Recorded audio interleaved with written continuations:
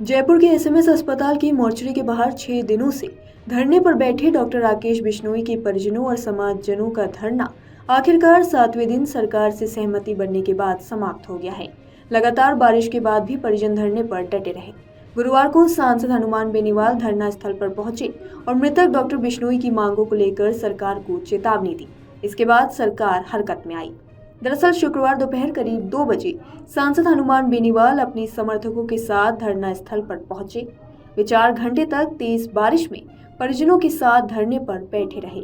इस दौरान उन्होंने कहा, मुझे मालूम है कि इस असंवेदनशील सरकार को झुकाने के लिए आप सबकी बाजुएं फड़क रही हैं, लेकिन हमें कानून व्यवस्था का भी ध्यान रखना है।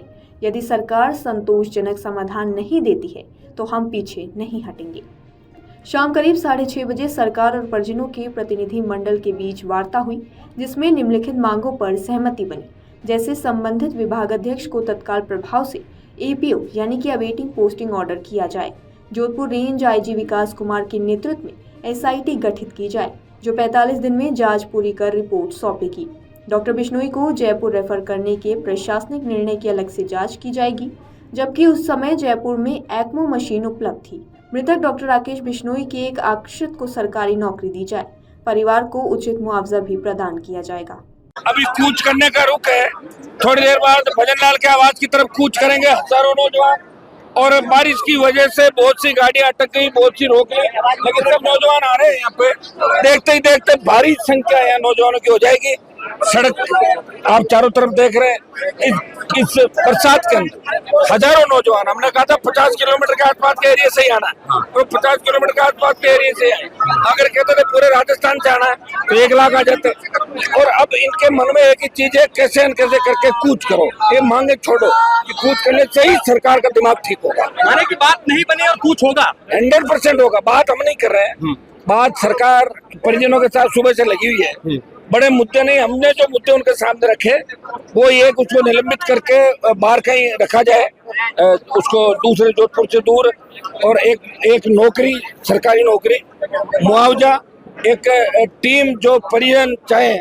और विष्णु समाज के नेता भी हमारे साथ है, सारे जाट समाज के नेता भी साथ है, सर्व समाज इस आंदोलन में साथ है। एक एसआईटी का गठन पूरे घटनाक्रम की कि आखिर जोधपुर से जयपुर रेफर क्यों गया डॉक्टर राकेश को, वह एकमो थी तो क्या आवश्यकता पड़ती, तो कहाँ लेफ्ट से जो है, तो घटनाक्रम की उच्च स्तरीय जांच, दोबारा इन घटनाओं की पुनरावृत्ति नहीं हो, तो ये मांगे हमारी रखी है प्रमुख। और उन्होंने कहा कि गिरफ्तारी में दिक्कत आ रही है, तो मैंने कहा ठीक है, आप परिजनों को संतुष्ट कर लो, लेकिन हमें एश्योर कर दो कि जो टीम आपकी बनाएगी 4, 5, 7 दिन के अंदर बात करके उसको अरेस्ट करेगी। ये हमारी सारी मांगे, छोटी सी मांगे, लेकिन सरकार जानबूझ के संवेदनहीनता कर रही है। अब इन मंत्रियों के जंग इस बात की हो गई कि मैं क्रेडिट लूं, मैं लूं, कभी किसी कर ले जाते, कभी किसी के, हमारे में तो है नहीं। परिजनों की बात अगर हम नहीं माने तो लोग कह देंगे कि भाई ये तो वार्ता ही नहीं करना चाहते, तो परिजनों पर ही छोड़ा है।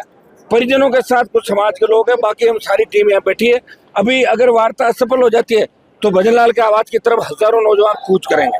वार्ता करने में भी परिजनों से मिलने भी 1 सप्ताह का वक्त लग गया इन मंत्रियों को। तो ये तो भजनलाल जी की सरकार है, तो और भजनलाल जी सरकार का मतलब क्या है? यही तो भजनलाल जी है। या तो 40 विधायक, 2 डिप्टी सीएम, एक प्रदेश अध्यक्ष को तो अपना नंबर ही बदलना पड़ा, बता रहे इतने फोन आ रहे हैं लोगों के कि साहब आपने ये क्या कर दिया। उनको कह दिया भर्ती तुम्हारी आगे हो जाएगी तारीख, और तारीख आगे हुई नहीं। तो कितना अपमानित होना पड़ा बीजेपी के। भारी आक्रोश है भारतीय जनता पार्टी के अंदर।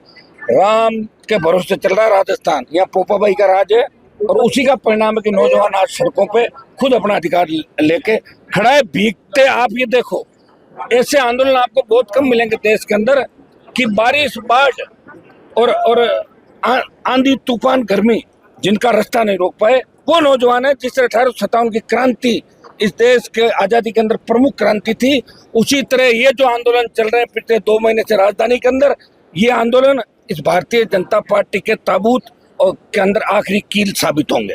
वार्ता में कौन कौन से मंत्री है?